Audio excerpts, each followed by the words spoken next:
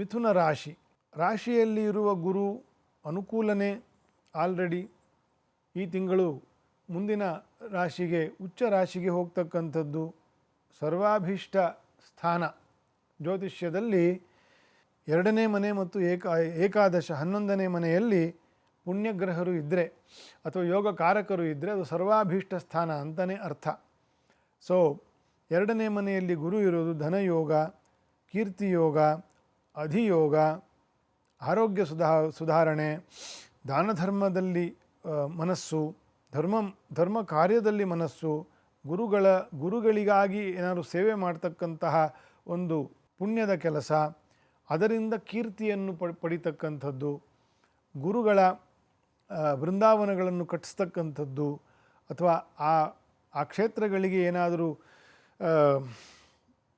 Building ಮಾಡಿಕೊಡ್ತಕ್ಕಂಥದ್ದು, ಅನ್ನದಾನಕ್ಕೆ ವ್ಯವಸ್ಥೆ ಮಾಡ್ತಕ್ಕಂಥದ್ದು, ಇದೆಲ್ಲ ಬೇಕಾದಷ್ಟು ನಡೆಯುವ ಒಂದು ಪುಣ್ಯಗಳು.